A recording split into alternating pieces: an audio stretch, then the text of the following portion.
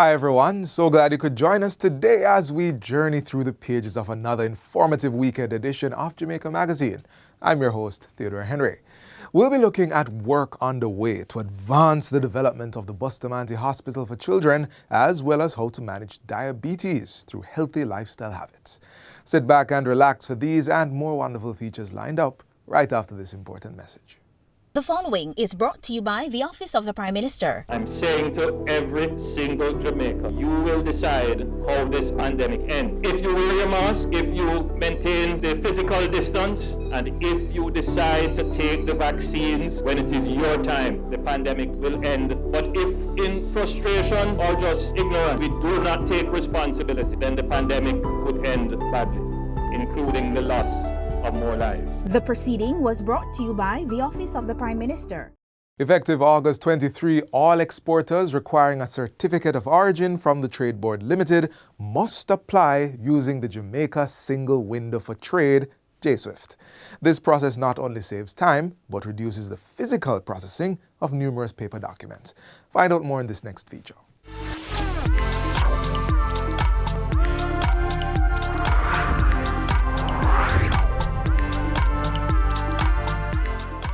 Committed to improving and simplifying the processes of cross-border trade, Jamaica is now fully implementing the Jamaica Single Window for Trade, JSwift. JSwift is a single portal which allows for traders or their agents to submit applications to the respective border regulatory agencies. That is to obtain a certificate or permit, any sort of approval that is involved in cross-border trade. The aim is to transition the physical paper documentations through a seamless interconnected online access point with the over 20 cross-border regulatory agencies in Jamaica.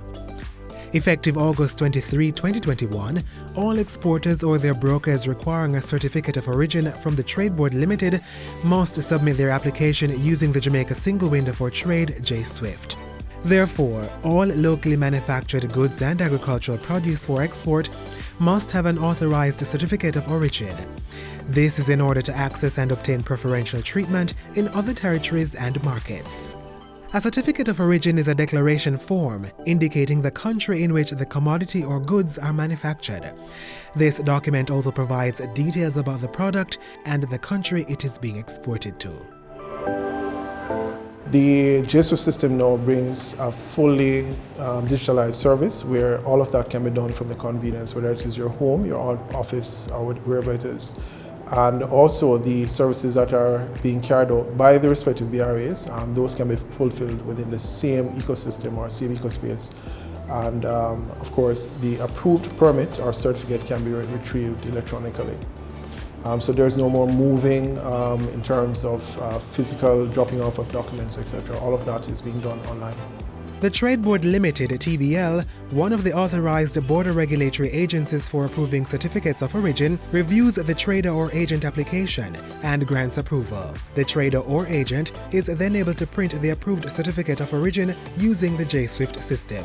When our clients submit certificates online, those certificates are automatically assigned to an officer for processing, and what we do is that we log into the system and we retrieve the documents that are assigned to us. We check information for the company that is exporting the products. We also do a check to ensure that all items have been approved by Trade Board Limited and that these items are really deemed certified for exports. The trader or agent prepares the JSwift Certificate of Origin application to obtain preferential treatment under the relevant trade agreements. The trader or agent then pays for the application and await the feedback from TBL. The feedback from our client is that this is a preferred method because they are always indicating to us that they want online, no physical document to be submitted to them. JRA and Nebria, our primary client, would submit the document to us online by email for us to prepare a certificate of origin for various CARICOM countries. What we normally do is we prepare the CARICOM invoice, we scan that document online, and then we go on JSwift platform and we prepare the certificate of origin. This normally takes about 10-15 minutes, after which we submit for payment. Once the document is paid, then it takes about 24 hours for the process to be prepared, after which we submit this document to our client. Leading the implementation of JSwift is the Jamaica Customs Agency. It's also the host and operator of the platform in partnership with cross-border regulatory agencies. The benefits of traders include greater convenience and faster processing time, online application, payment and approval, online access to the approved certificate of origin, plus a system-generated CARICOM invoice. JSwift, your window to trade.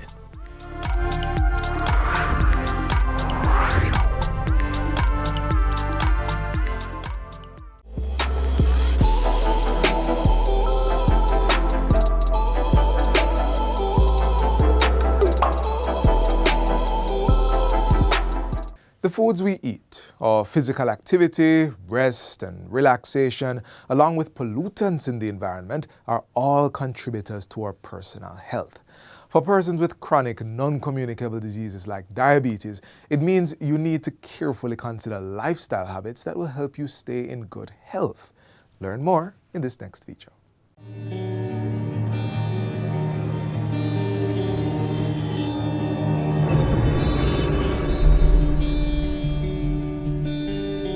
Diabetes is a serious chronic lifestyle disease affecting millions of people over the world and continues to increase.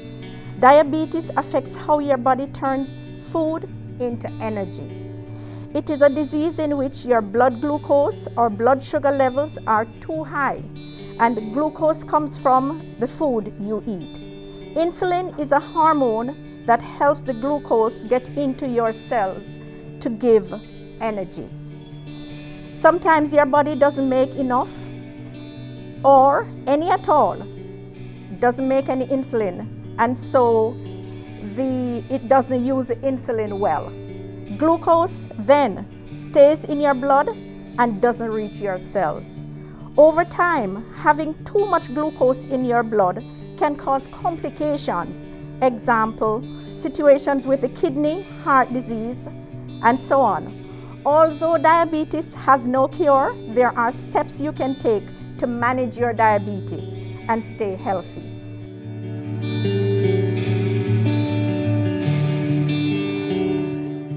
It is through lifestyle that we manage the risk of diabetes. Those behaviors include increased physical activity, a healthy diet, routine health checks, and strict adherence to medication. The ministry will be championing the cause of persons living with diabetes. We have updated our clinical management guidelines, which is now available on our website, and we will be working on increasing access to testing through the introduction of point-of-care testing. This methodology of testing is the gold standard for monitoring and control of diabetes. Our agency, the National Health Fund, will continue to support persons through the provision of diabetic medication and supplies, and I encourage persons with diabetes to enroll in the NHF card program to access this benefit.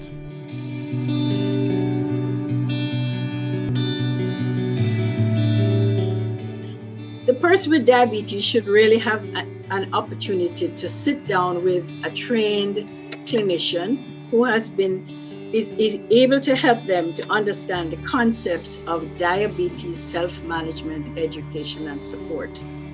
There are 4 core areas the patient must begin to understand.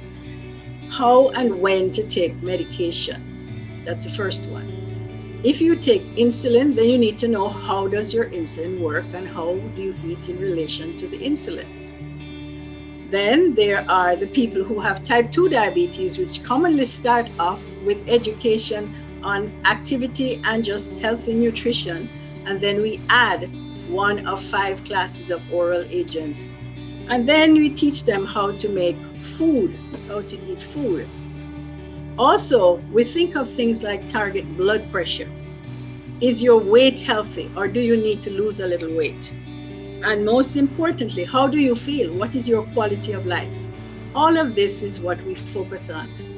Also, when you get your lab work done, what is your hemoglobin A1C? The target should be 7% or less. Keep that number in your mind. Diabetes damages the feet, the kidney, and the eyes at first, and then eventually we also find it can cause coronary vascular disease too. But for foot care, the person with diabetes every day, you wash your feet, wash them properly. Dry your feet, dry between the toes. Moisturize your feet, but do not put moisturizer between the toes. Make sure that you wear cotton socks, right? If you're going to have your toes cut by somebody trained who knows how to cut them. Examine your feet every day. Do not walk barefoot. Please, please, please do not walk barefooted, because if you injure or cause trauma to the feet, you may not feel it because your diabetes has damaged the nerves to the feet. And finally, when you buy shoes that are comfortable and that you can wear without causing blisters or trauma to the feet. Now we have research that shows that I can prevent the eye damage, the kidney damage, the foot damage, and the amputations by just keeping my blood glucose under control and taking care of myself.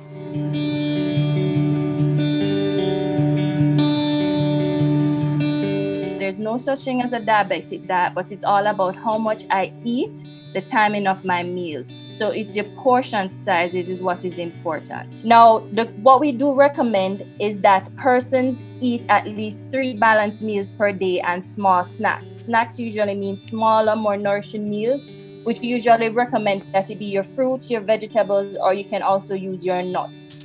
Each meal or snack should contain protein because we need it to be balanced as well. Each meal should contain at least your protein and your fat. And we also want them to select a variety of foods from all the food groups. So there is some recommendations about the amount of fruits that you should eat per day. We usually say 2 to 3 servings. We want you to include a variety of vegetables daily. We also want you to include more peas, beans, and nuts in your daily meals.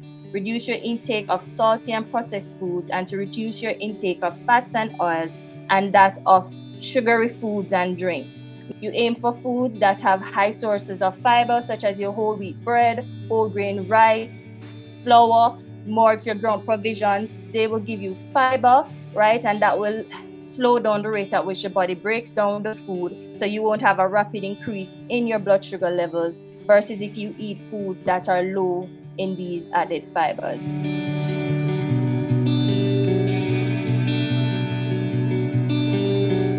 When you're having alcohol as a person living with diabetes is not to have it on an empty stomach, because it gives the risk of lowering your blood sugar. And also what we want you to do is that once you have diabetes, we do not really recommend the mixed drinks, so as to say, because they usually have a sweetened base. For women, it's usually you can have a drink per day, and for men is no more than 2 drinks. And what is a drink?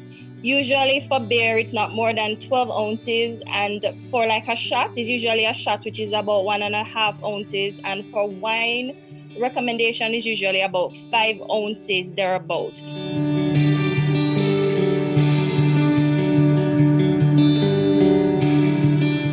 There are several researches that have shown that physical activity, when done properly, for persons who are diabetic, again, you heard it, allows you to use up glucose.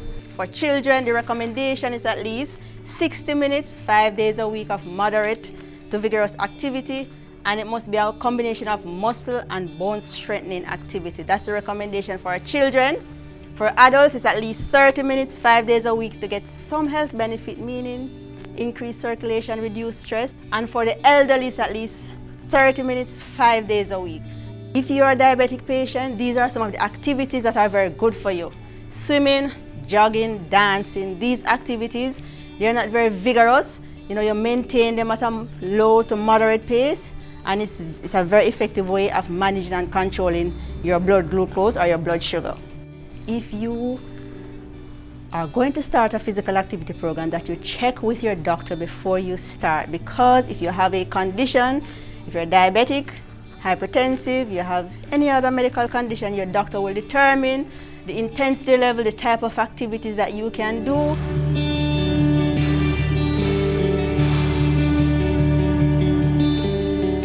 person living with diabetes mellitus have multiple psychosocial issues related to diabetes management and its complications even before COVID. And there's an entity called diabetic distress, which refers to the negative emotions such as feeling hopeless, angry, or frustrated that persons who are diagnosed with diabetes experience, especially if they lack social support.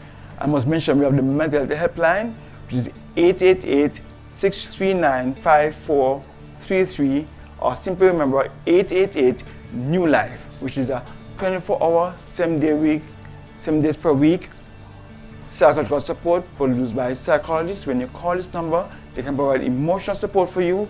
If you are feeling any form of emotional distress, they can provide support for you, and where you need additional help, they will direct you to additional help.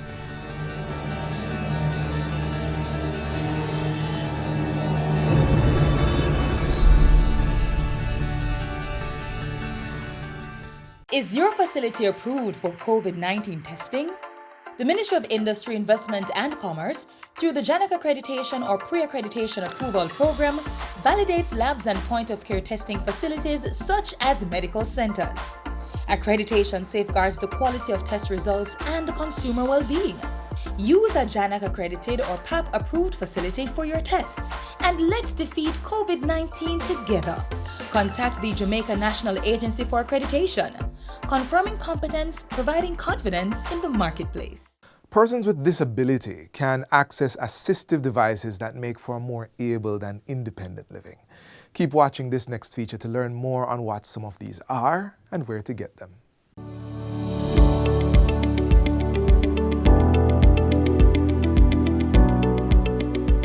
I'm Dion Jennings, Chief Technical Director assigned to the Jamaica Council for Persons with Disabilities. When we protect, promote, and secure the rights and well-being of persons with disabilities, we move closer to realizing Jamaica's Vision 2030 goals that of fostering inclusion, independence, access, and full participation of persons with disabilities in all spheres of national development. The Jamaica Council for Persons with Disabilities, under the Ministry of Labour and Social Security, is charged with the responsibility for implementing policies and programs for persons with disabilities. The JCPD, through the Ministry of Labour and Social Security, will continue to provide support to persons with disabilities to access assistive aids and adaptive devices to enable their independence in their everyday life. What is a hearing aid? A hearing aid is a small electronic device that someone who has a hearing loss uses. Are there different types of hearing aids? There are different types of hearing aids, and usually they are associated with the type of hearing loss that you have. The behind the ear can be used by anyone who has any levels of hearing loss, from a mild to a profound level. Then you have a receiver in the canal hearing aid, basically for persons with a mild to moderately severe hearing loss. They may have a bud, and if you have a greater loss, then a custom-made mold is attached to the RIC hearing aid, which is a receiver in the canal. Then you have an in-the-ear hearing aid, again, that is used by persons who have a mild to a profound hearing loss. Then you have in-the-canal hearing aid. That is used by persons, again, who have a mild to a moderately severe hearing level. The last hearing aid that we have is called the completely in the canal, and that is used for persons with a mild to moderately severe hearing loss. Tips to care for hearing aids. There are different types of hearing aid, and all of them are taken care of the same way, in the sense that they all use a battery, and you're not to use any liquid on the hearing aids. So there is a brush that normally comes with the product that you will clean off any wax or any moisture using a piece of tissue or a soft rag, and you take out the wax out of the openings of the hearing aid. So this is an in-the-ear hearing aid, and so this is taken care of by putting in the battery here and then you remove it, leave the battery door open, put down in the case, and then if you have a behind the ear hearing aid, it's basically the same way. You have the battery door and you remove the battery, you have the brush, you clean around the tips of the hearing aid, and you clean by the opening of the hearing aid, and you do not use any cleaning agent on the hearing aids. Also, at the tip of the hearing aid, you may have what is called a hair clear, and that is replaced whenever it is blocked with wax. So you put that on the tip of the hearing aid, and you insert it on the opening of the hearing aid so that it protects the hearing aid from excessive wax getting into the instrument itself. And then you remove this and you discard this as well. And that is basically all you have to do to take care of your hearing aids. Do not swallow the battery for the children. Do not leave it out for the animals to come and play with them. And you open the drawer, put it in its case, leave it open so that if there's any moisture in the hearing aid, it can evaporate. So parents, guard the hearing aid, protect them from any excessive moisture. So no cleaning of alcohol, no cleaning agent, no bleach or anything like that. Just when you remove it from your ears, like this, you take it out, you open the battery drawer, remove the battery, and you put it down in the case. And basically that's all you have to do to take care of the hearing aid that you have. Where can I get information or help? More information and help is available at the Jamaica Association for the Deaf, located 9 Moscow Road with entrance on Caledonia Lane in the Kingston 5 area. What is a wheelchair? A wheelchair is a chair with wheels used when walking is difficult or impossible due to illness, old age, or disability. Are there different types of wheelchairs? Yes, there are different types of wheelchair. Actually, you have 3 types: standing wheelchair, electrical wheelchair, manual wheelchair. Tips to care for wheelchairs. Some tips for caring for the wheelchair are: 1. To remove all dust from the wheelchair frame by using a damp cloth. 2. Check the tires to ensure that they are still hard. Use a bicycle pump to add air if necessary. A production of the Jamaica Council for Persons with Disabilities, a department of the Ministry of Labor and Social Security.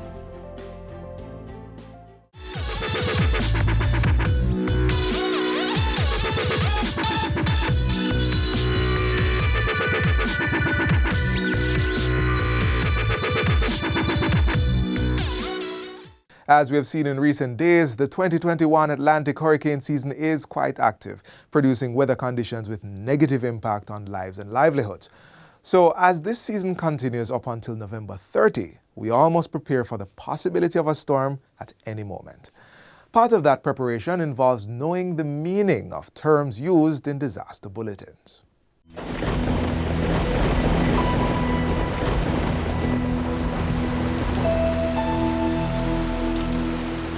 Every month of the year, there has been in our history some incidents of flooding that has taken place in some aspect of the country. And that is something that we have to take note of. Apart from monitoring and giving the forecast, we are also responsible for warnings. And so there are some warnings that we want you to take special heed to if you consider yourself to be vulnerable in any situation. When we speak about a flash flood watch, it means that there is a feature, some kind of weather system that is going to produce enough rainfall that makes it possible for you to get flooding. So it means start to watch, because the water levels are going to be increasing and there is the possibility of the flooding. Now, if we start to see that in some area flooding has started to occur, or if we believe that the flooding has been so close to an area that it is going to happen in that area in a short space of time, we will escalate that flash flood watch and refer to it as a flash flood warning. So when we talk about a flash flood warning, it means not only that the flooding is possible, but the flooding either has already started to happen or is going to happen in a very short space of time because it is very close to that area. So it is important to know what the watch means as opposed to what the warning means. Usually with the warning, we will not only issue a warning, but we will also tell you what kind of actions are important or what you should not do. Like, do not go through flooded waterways because it could pose a risk to your life and to your property. Also, if you live in low-lying or flood-prone areas, if it is an area that is regularly experiencing flooding, a flash flood warning for your area would mean that now is the time to move to higher ground because the flooding has already started or is going to happen very shortly. It is also important for us to know where we live, because sometimes in our messages we might not refer to the actual town, but we will tell you what part of the country the flood watch or the flood warning is relevant to. So if we talk about central parishes, we are referring to Clarendon. We're also talking about Manchester. We're also talking about St. Anne. These are central parishes. So you have to be knowledgeable of where you live so that you know whether the message actually applies to you. The messages that we issue for hurricanes and tropical storms are watches and warnings as well, like the flooding.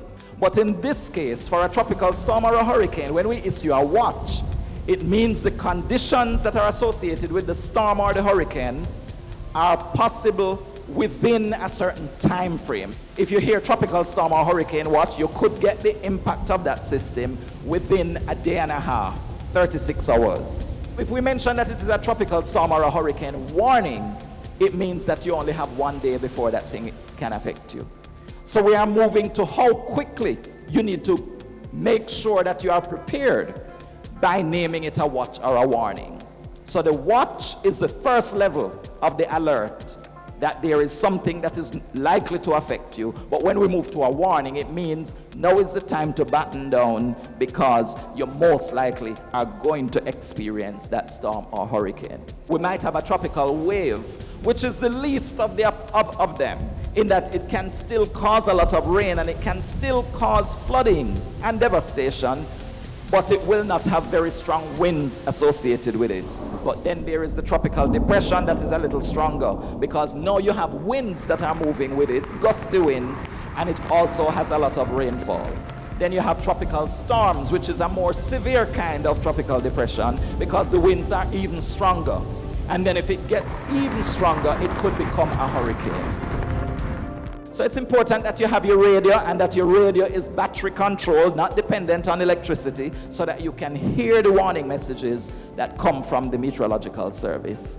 Also bear in mind that if you dial 116, you will be able to hear the latest message coming out of the meteorological service related to any warnings. We cannot stop paying attention. We cannot let down our guard. You have to prepare yourself and stay prepared until we are out of the threat.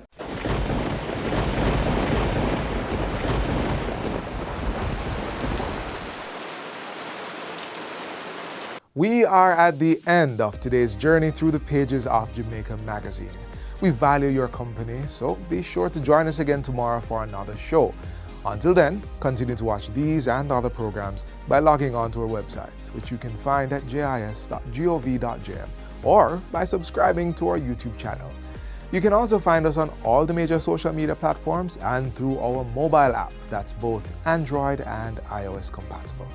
So on behalf of the entire production team, I'm Theodore Henry, reminding you to follow the COVID-19 protocols and take the vaccine to stay safe.